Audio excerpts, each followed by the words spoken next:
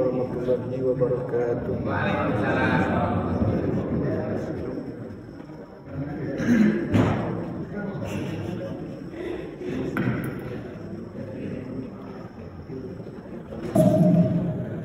Auzubillahiminasyaitonirrajim. Bismillahirrahmanirrahim. Alhamdulillahirabbil alamin. Wassalatu wassalamu ala sayyidina Muhammadin ala alihi wa ashabihi wa man tabi'ahum bi ihsanin ila yaumiddin.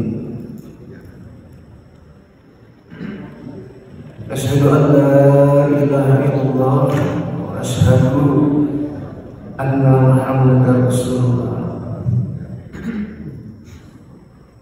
Amma ba'du. Hadirin rahimakumullah. Pertama-tama mari kita bersyukur kepada Allah Subhanahu wa ta'ala. Tidak ada tindakan yang paling cerdas yang bisa dilakukan oleh manusia kecuali bersyukur.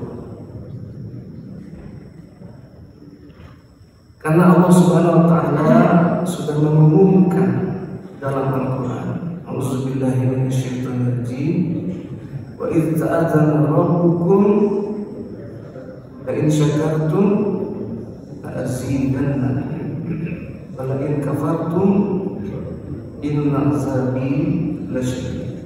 Dan ingatlah ketika Tuhanmu mengumumkan, barang siapa bersyukur, kalau kalian bersyukur, maka aku akan tambah nikmatku kepadamu.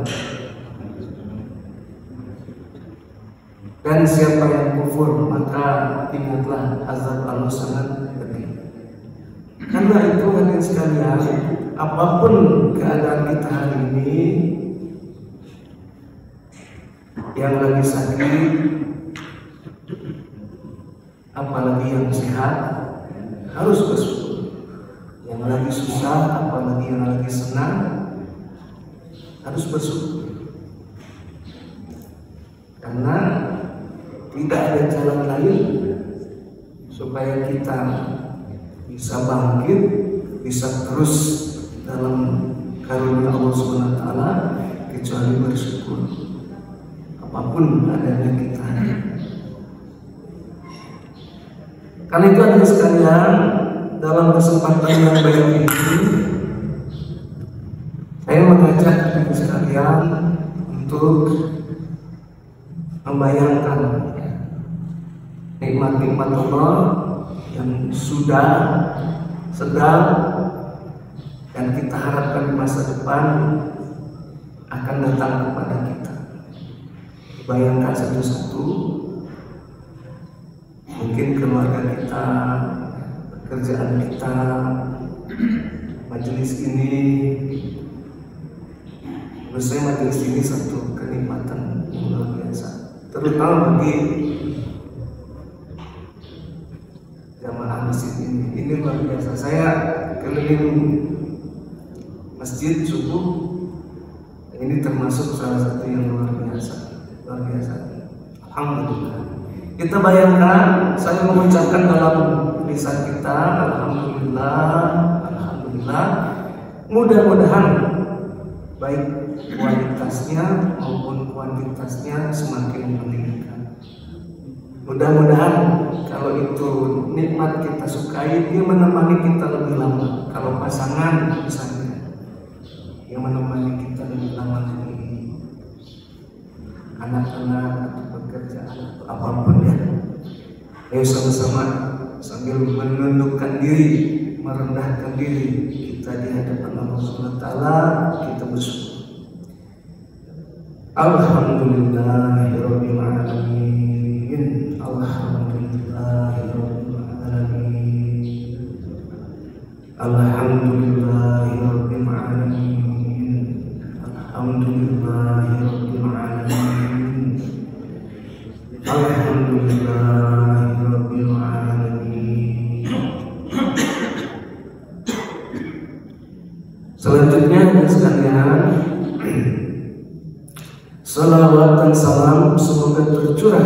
junjungan alam Nabi Muhammad Sallallahu Alaihi Wasallam.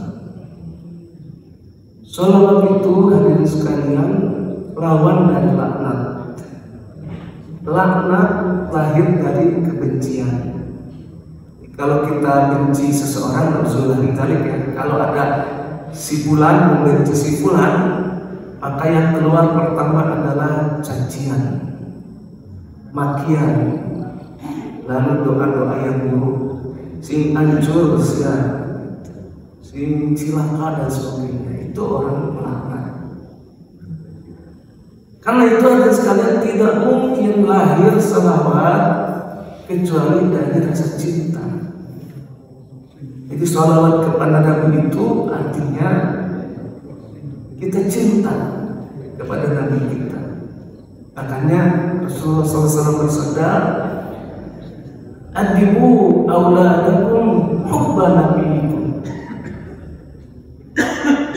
Ajari anak-anakmu supaya cinta kepada Nabi-Nya. Kenapa? Karena orang kalau tidak cinta kepada Nabi Muhammad SAW tidak mungkin bisa bersalawat. Kalau di hatinya ada cinta, maka akan lahir pujian. Lebih jauh lagi akan timbul harapan-harapan yang baik, doa-doa yang baik. Kita memuji Nabi kita doakan Nabi kita yang baik-baik. Misalnya kalau habis dengar pembaca kita mengatakan, "Ya Allah, berikanlah kepada Nabi kami Muhammad SAW maqam mahmud," kedudukan yang mulia. Itu salah satu salawat. Lebih jauh lagi, kalau sudah sangat cinta, maka akan mengikuti jejak langkah. Kita perhatikan, bapak-bapak, ibu-ibu perhatikan anak-anak muda yang keracunan K-pop, ya, dipuji-puji K-pop itu, diposting fotonya, dia cari tahu kehidupan dan dia ikutin. Saya pernah lewat belanja di satu tempat perbelanjaan, ada lomba dance, lomba joget apa namanya, Korea, gitu. Diikutin gaya rambutnya, cara nariknya, koreografinya, luar biasa. Maka puncak dari sholawat sekalian adalah ketika kita secara sadar dan penuh cinta mengikuti jejak langkah Nabi Muhammad SAW. Mudah-mudahan muncul dalam hati kita rasa cinta, kekaguman, lalu keinginan untuk mengikuti jejak langkah Nabi Muhammad SAW. Kalau hadirin sekalian sehari semalam sholat minimal 17 rakaat, dalam 17 rakaat itu hadirin sekalian berdoa ihdinas siratal mustaqim, maka saya kasih bocoran bahwa ihdinas siratal mustaqim dalam kehidupan nyata itu jalan yang lurus. Dalam kehidupan nyata itu, itulah Nabi Muhammad SAW. Karena itu siapa yang mengikuti jejak langkah Nabi Muhammad SAW, dia ada di atas siratal mustaqim. Siratal mustaqim itu ada dua bagian. Bagian yang pertama, hidup hanya menyembah Allah, yang dilambangkan dengan kalimat asyhadu an la ilaha illallah. Dalilnya ada di surat Yasin. Wa an'buduni hadza siratal mustaqim. Dan hendaklah kamu menyembah aku saja, kata Allah, itulah siratal mustaqim. Jadi bagian yang pertama dari siratal mustaqim itu hidup hanya menyembah Allah yang dilambangkan dengan asyhadu an la ilaha. Bagian kedua yang lebih konkret dari siratal mustaqim adalah mengikuti contoh Nabi Muhammad Rasulullah Sallallahu Alaihi Wasallam. Dalilnya mana? Dalilnya surat Yasin juga. Yasin wal Qur'anil Hakim innaka laminal mursalin ala siratal mustaqim. Hai Muhammad, sesungguhnya demi Quran yang mulia ini, sesungguhnya engkau adalah salah satu utusan Allah. Engkau ada di atas siratal mustaqim, yang dilambangkan dengan bagian kedua dari syahadat, yaitu wa asyhadu anna Muhammadar Rasulullah. Itulah hidup benar, hidup hanya menyembah Allah, ikut contoh Rasulullah SAW. Karena itu Rasulullah SAW adalah jawaban dari doa hadirin sekalian ketika sholat, ketika mengatakan ihdinas siratal mustaqim, jawabannya ikuti jejak langkah Nabi Muhammad SAW, dan itulah puncak dari sholat. Nah, karena itu hadirin sekalian, ayo sama-sama kita bersalawat pada Nabi kita Muhammad SAW. Beliau bersabda, "Man shalla 'alayya sholatan wahidatan sallallahu alaihi wasallam." Siapa yang bersalawat kepadaku satu kali, Allah balas untuknya 10 salawat. Artinya 10 pujian, 10 kebaikan. Mari kita bersalawat kepada Nabi Muhammad sallallahu alaihi wasallam. Allahumma sholli ala Muhammad. Allahumma sholli ala Muhammad. Allahumma sholli ala Sayyidina Muhammad Sallim wa sallim wa ala alihi wa ashabihi wa man tabi'ahu bi ihsanin ila yaumiddin. Alhamdulillah, saya dalam kesempatan kali ini mengaturkan silaturahmi kepada hadirin sekalian. Ini satu pertemuan yang saya yakin ditakdirkan Allah. Karena saya tidak menyangka subuh ini akan ada di sini, tapi Allah mentakdirkan saya hadir di sini. Tentu dalam rangka silaturahmi. Silaturahmi itu yang nanti sebelum ke keajaiban tasbih. Silaturahmi itu hadirin sekalian artinya menyambungkan rahmat Allah yang ada pada diri kita kepada orang lain, supaya terjadi wa ma arsalnaka illa rahmatan lil alamin. Tidaklah aku mengutus kamu kecuali supaya jadi rahmat bagi seluruh alam. Bagaimana Islam dan kaum muslimin bisa jadi rahmat bagi seluruh alam? Caranya silaturahmi. Artinya rahmat Allah yang ada dalam diri kita sampaikan ke orang lain. Apa rahmat Allah yang ada dalam diri kita? Banyak hal. Ada yang dikasih kekayaan. Jangan sampai kekayaan itu mandek di diri kita. Sampaikan sebagian kepada yang membutuhkan. Ada yang diberi tenaga, sampaikan bantuan tenaga kepada yang membutuhkan. Ada yang diberi ilmu, silaturahmi dengan ilmu, sampaikan rahmat Allah yang berupa ilmu itu kepada bersama manusia. Ada yang diberi jabatan, jadikan jabatan itu sebagai sarana untuk menyampaikan rahmat Allah kepada masyarakat, dan seterusnya. Saya bersyukur bisa bersilaturahmi dengan hadirin sekalian. Bahkan hadirin sekalian, kalau cuma punya senyum, silaturahmilah dengan senyum. Jangan sampai ketemu orang mukanya basah. Gitu ya.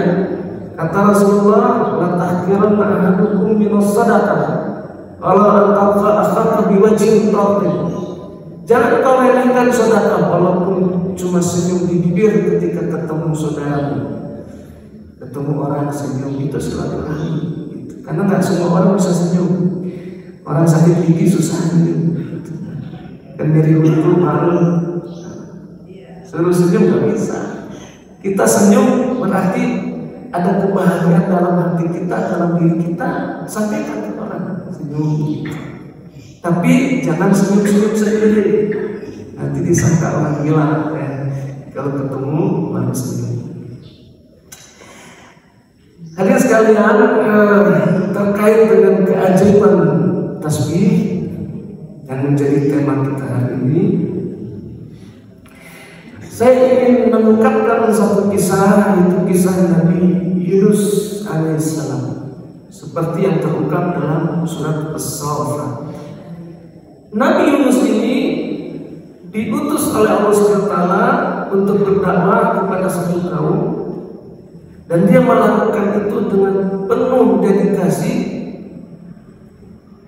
dengan penuh kesungguhan, tetapi kaumnya menolak.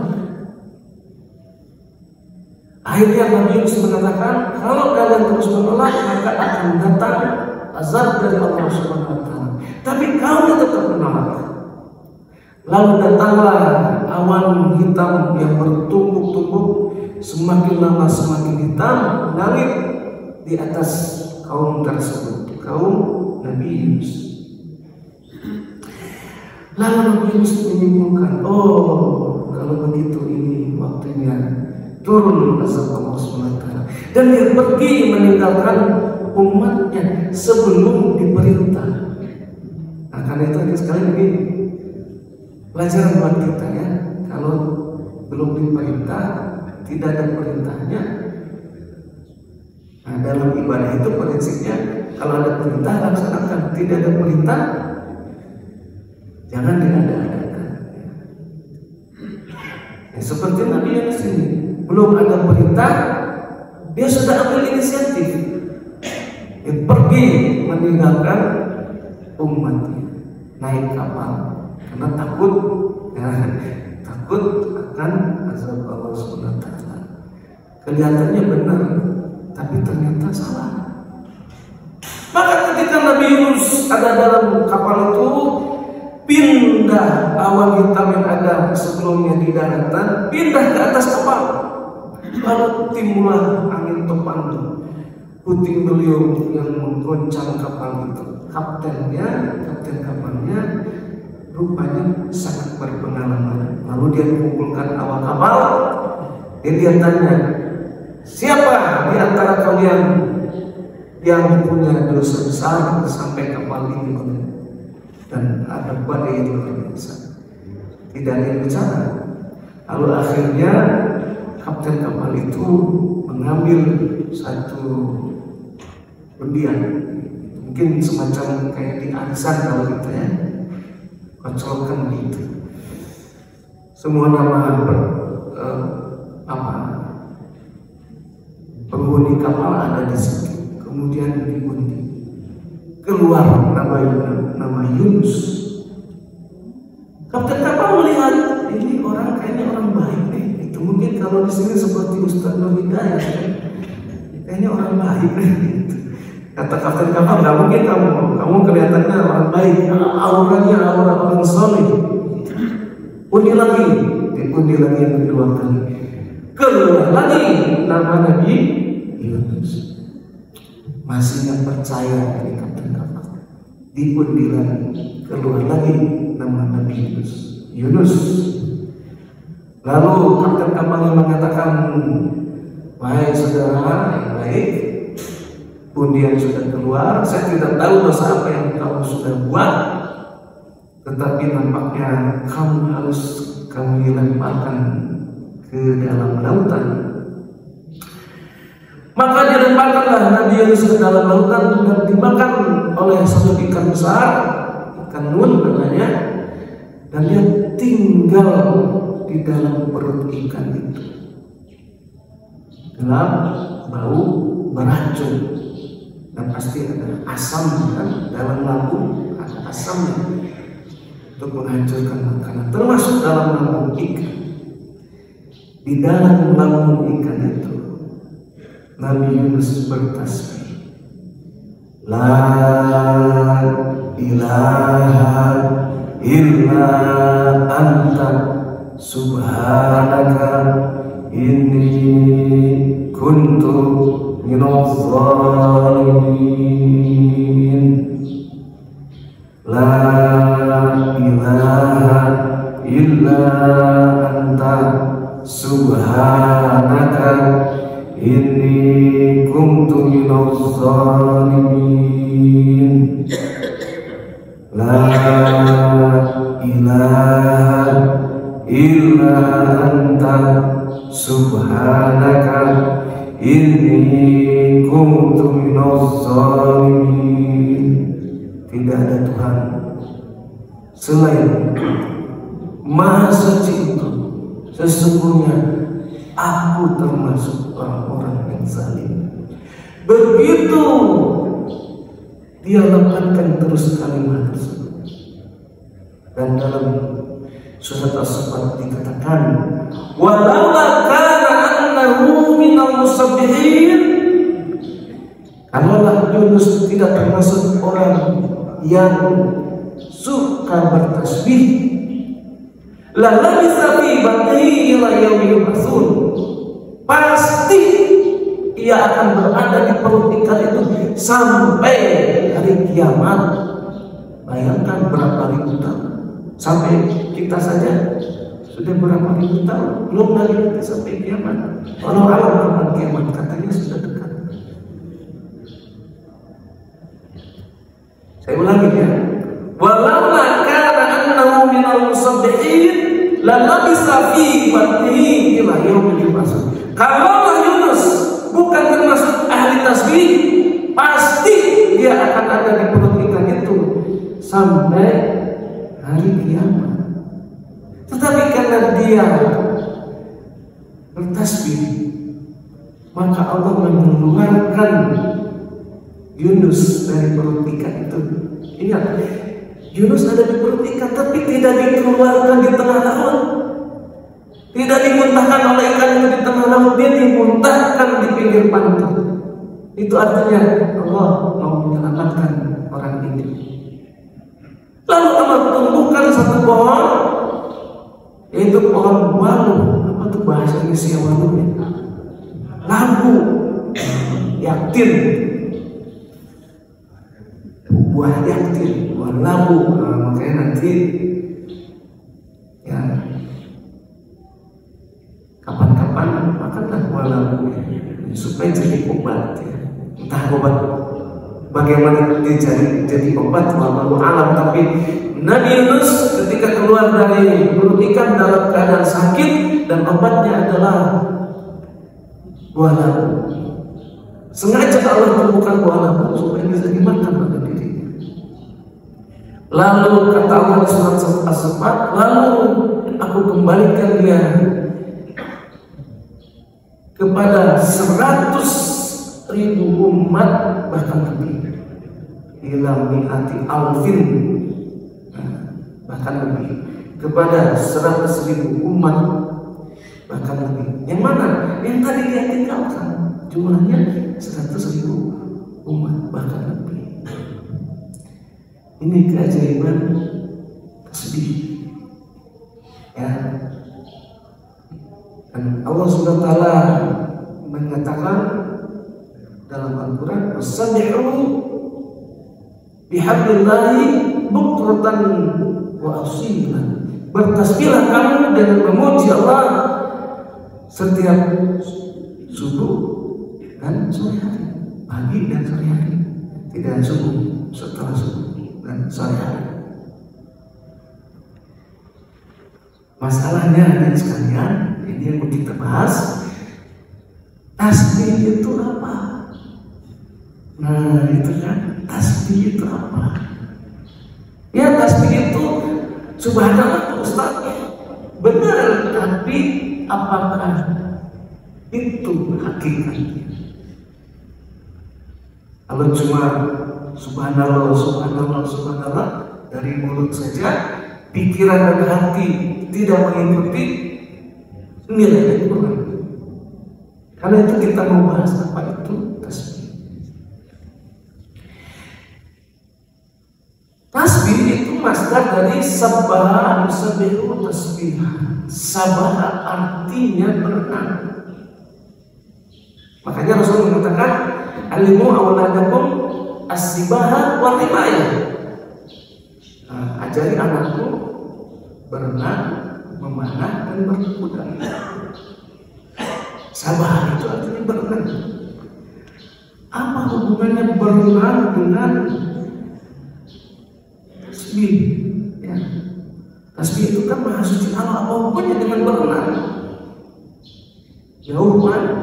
Satu artinya berenang, tapi kalau terjemahan subhanallah kan maha suci Allah. Apa hubungannya berenang dengan maha suci Allah? Ini yang mau kita selesaikan hari ini. Mudah-mudahan nanti bisa dibawa pulang sebagai oleh-oleh subuh ini. Karena sekalian ada dua ciri utama plus satu nanti. Orang yang berenang. Pertama, orang yang berenang tidak mau tenggelam. Ada orang berenang mau tenggelam? Nggak ada. Karena kalau berenang tenggelam mati. Apa karena trauma, karena capek, karena terlalu dalam, karena belum ahli masuk air, kerap mati. Nggak ada orang mau berenang mau mati. Karena itu ciri pertama orang berenang adalah dia tidak mau tenggelam, ingin selalu ada di permukaan. Yang kedua apa cirinya? Supaya selalu ada di permukaan tidak tenggelam, orang yang berenang harus selalu bergerak. Itu ya, ada 4 gaya. Gaya begini, ada yang begini, ada yang begini, macam-macam. Bapak-bapak dan ibu lebih ahli berenang dari saya. Yang ketiga, kalau berenangnya jamaah banyakan, maka masing-masing dari yang berenang itu harus disiplin berenang di rutenya. Kalau Bapak lihat orang berenang di Olimpiade sudah ada jalurnya, tidak boleh belok-belok. Zigzag itu nanti tertubruk. Nah, ini sekalian semua benda-benda langit di angkasa berenang dalam orbit, tidak pernah melenceng sedikit pun. Mereka yakin dengan penuh ketaatan berenang di semesta dalam orbitnya, karena yakin ini sudah diatur oleh Allah. Tidak mungkin satu dengan yang lainnya bertabrakan. Matahari muter, bulan muter, percaya saja sama pengaturan Allah. Tidak pernah sampai hari tertabrakan. Kalau terjadi tabrakan, kiamat. Itu ya, di tiga cirinya. 1, tidak mau tenggelam. 2, selalu bergerak. 3, disiplin dalam orbitnya karena percaya terhadap yang menciptakan, menentukan orbit tersebut. Nah, hadirin sekalian, tasbih pada hakikatnya seperti itu.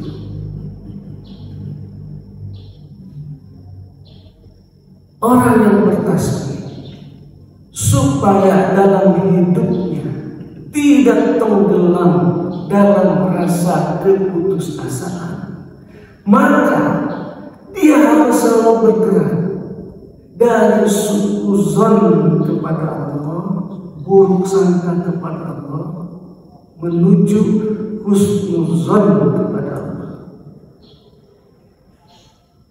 Saya ulangi ya, orang yang bertasbih pada hakikatnya adalah orang yang menolak, yang tidak mau tenggelam dalam rasa keputusasaan dalam menjalani kehidupan ini. Adapun caranya adalah dengan selalu husnuzon kepada Allah SWT. Kalaupun mulai ada rasa suudzon di sini, dia segera bergerak, dia segera pindah, dia segera husnuzon kepada Allah SWT. Bayangkan oleh hadirin sekalian, kalau Nabi Yunus di perut ikan nun itu dia suudzon kepada Allah SWT, Ya Allah, kurang apa aku ini? Bertahun-tahun aku ibadah kepadamu. Aku ini nabimu, rasulmu. Yang jahat itu umatku. Aku sudah berdakwah kepada mereka, mereka menolak aku. Kenapa engkau tempatkan aku dalam perut ikan ini? Saya yakin dia tidak akan keluar dari perut ikan. Tetapi dalam ujian yang luar biasa itu, ketika dia ada dalam perut ikan, dan ketika keadaan menarik dia ke dalam rasa keputusasaan, mungkin juga menarik dia untuk bersuzon kepada Allah SWT, dia menolak untuk jatuh dalam keputusasaan, dan dia memilih untuk bersuzon kepada Allah dengan mengatakan, La ilaha illa anta, tidak ada Tuhan kecuali Engkau. Subhanaka, Engkau maha suci. Inni kuntu minaz zalimin, aku yang salah. Aku yang salah. Engkau mah benar. Apapun yang kau timpakan kepada. La ilaha illa anta, subhanaka, inni kuntu minaz zalimin. Coba perhatikan hidup Bapak Ibu sekalian. Berapa kali narasula, orang sudah bilang narasula terbaik. Itu merajuk kepada Allah, ya Allah, kenapa aku sakit? Aku kan tahajud tiap malam, tapi kok sakit juga? Aduh, ya Allah, kenapa bisnisku hancur? Kenapa? Aku kan sering sedekah. Kalau dihitung-hitung sedekahku sudah sekian miliar, kenapa masih bangkrut usaha? Berapa banyak Bapak Ibu merajuk seperti itu? Ya Allah, kenapa anakku demikian? Kurang apa ini? Nah, jangan Bapak Ibu sekalian. Itu bukan akhlaknya orang yang suka bertasbih. Orang yang bertasbih, baik lisannya, pikirannya, hatinya, perbuatannya, selalu husnuzon kepada Allah SWT. Dan Allah berfirman dalam satu hadis qudsi yang diriwayatkan oleh Nabi Muhammad SAW. Kata Allah SWT, Inni inda dzanni abdi in dzannani khairan fa khairan wa in dzannani syarran fa syarran. Aku sih gimana sangka hambaku, kata Allah. Kalau hambaku menyangka aku jahat, maka aku akan jahat kepadanya. Tapi kalau hambaku menyangka aku baik, maka aku akan baik kepadanya. Karena itu hadirin sekalian, berbaik sangkalah kepada Allah Subhanahu wa Ta'ala.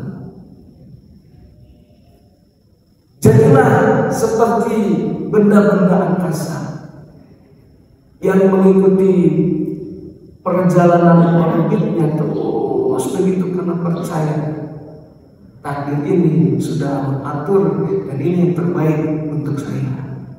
Jalani jalan kehidupan Bapak Ibu sekalian dengan penuh husnuzon, baik sangka kepada Allah, karena yakin bahwa inilah jalan hidup terbaik bagi kita. Itu tasbih. Nah, suruh ya 5 menit lagi ya Bapak Ibu sekalian. Saya ingin tutup ceramah saya ini dengan satu kisah yang lain, kisah yang juga luar biasa yang ada di surat Al-A'la, yang permulaan suratnya adalah Sabbihisma rabbikal a'la. Maha suci Allah Tuhan yang maha tinggi. Dan ujungnya disebutkan Sufi Ibrahim wa Musa. Saya ingin cerita Ibrahim.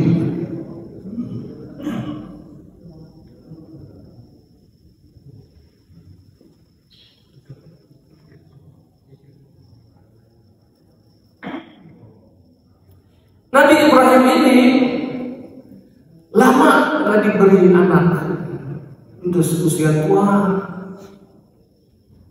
Orang katanya 70-80 belum dikasih anak. Lalu istrinya yang namanya Siti Sarah memberi saran Ibrahim supaya bagi keturunan kamu nikah sama pelayan ini, pelayan kita ini, namanya Siti Hajar. Siti Hajar ini pelayan yang dihadiahkan oleh Raja Mesir waktu itu.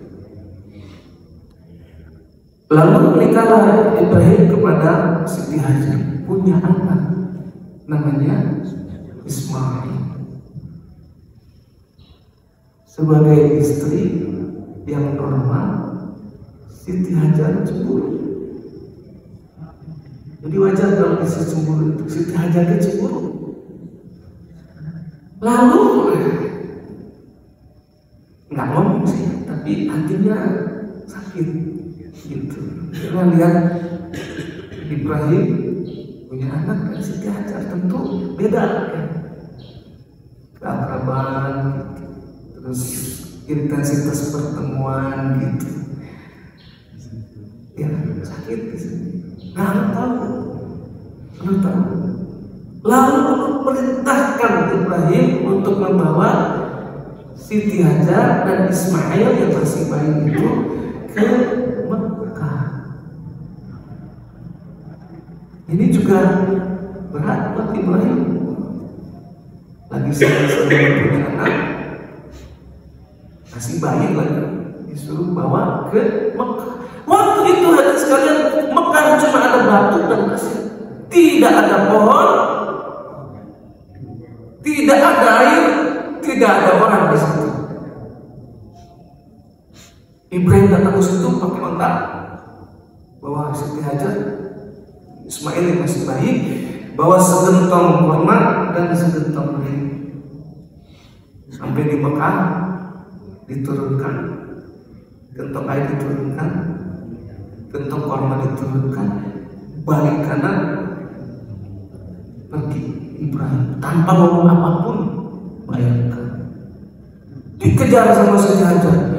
Wah Ibrahim, ya Ibrahim, kenapa kau tinggalkan aku sama anakku ini? Ibrahim jalan terus, dipanggil lagi, Ibrahim, kenapa kau tega meninggalkan kami berdua di sini? Ibrahim jalan terus. Lalu dipanggil yang ketiga, wahai Ibrahim, apakah ini perintah Allah? Nah, ini hebatnya ya. Apakah ini perintah Allah, wahai Ibrahim? Ibrahim mengatakan, na'am, betul. Maka Siti Hajar mengatakan, idzal la yudayyi'una, kalau begitu Allah tidak akan menyia-nyiakan kami berdua. Ini tasbih. Ini tasbihnya Siti Hajar. Dia mengatakan, idzal la yudayyi'una, kalau begitu Allah tidak akan menyia-nyiakan kami. Maka apa yang terjadi sekalian? Kita tahu bersama, ketika kurmanya habis, airnya habis, Siti Hajar cari air dan coba kenal bolak-balik, airnya terpancar dari tojaran dan tojaran. Injakan kaki Nabi Ismail yang nangis karena haus, muncul air terjun. Karena ada air di tengah padang pasir, kemudian banyak burung datang.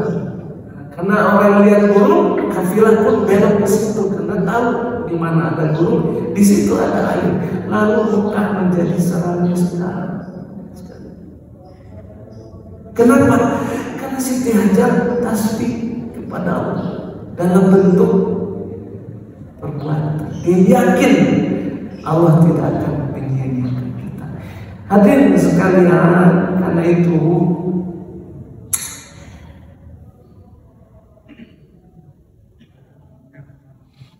apapun adanya kita hari ini, selalulah husnuzon kepada Allah, puji Dia, yakin bahwa Dia akan memberikan yang terbaik dengan kita.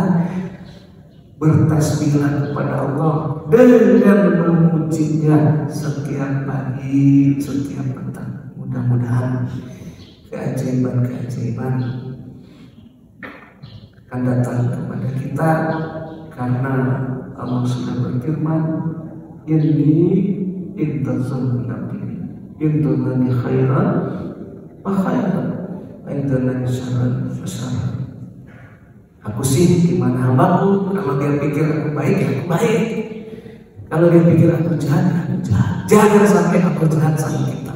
Karena itu selalu berpikir husnuzon, berpikir positif bahwa semua takdir yang sedang kita jalani ini adalah takdir yang terbaik, bahwa pada ujungnya kita akan berbahagia di dunia maupun kita tutup doa kita dengan doa yang luar biasa, doa yang kita biasa baca waktu ibadah haji.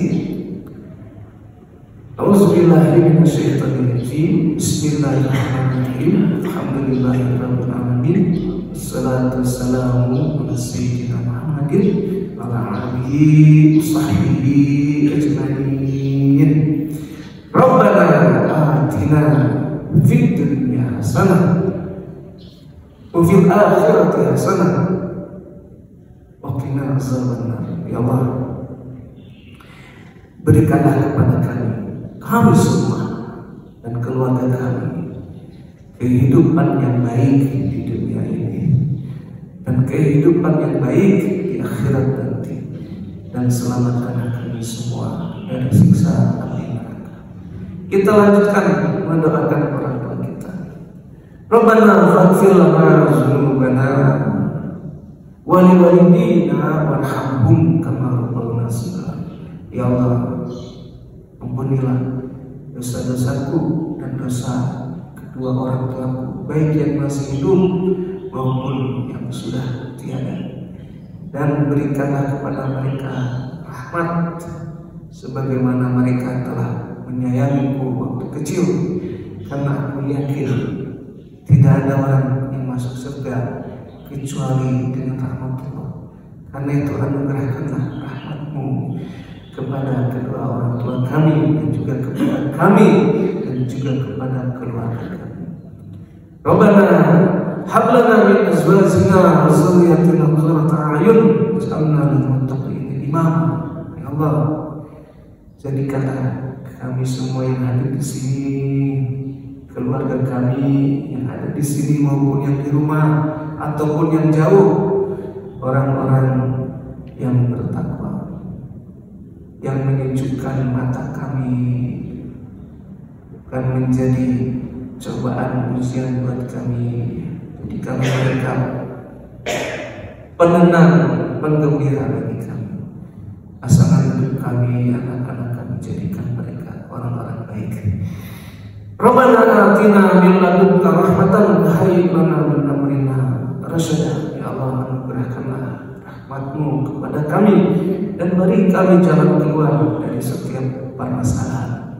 Rabbi shrah lana sadrana yassir lana umurana wahlul 'uqdatam min lisanina yafqahu qawlana. Ya Allah, mudahkanlah semua urusan kami, beri jalan keluar.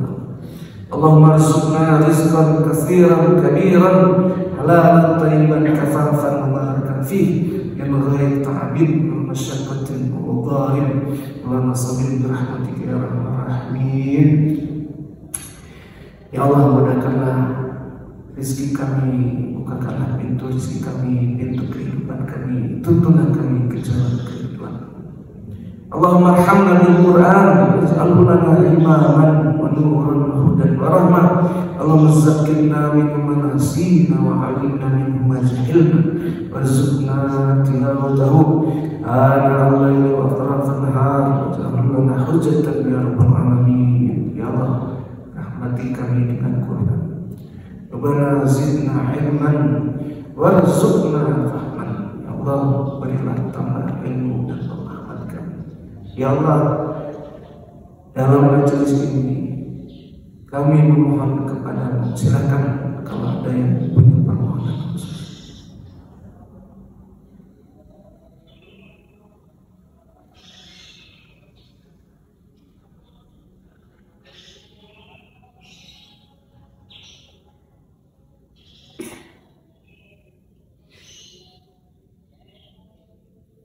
Amin ya Allah ya Rabbal Alamin. Nas'aluka al-ijabah ya Allah min barakati al-Fatihah.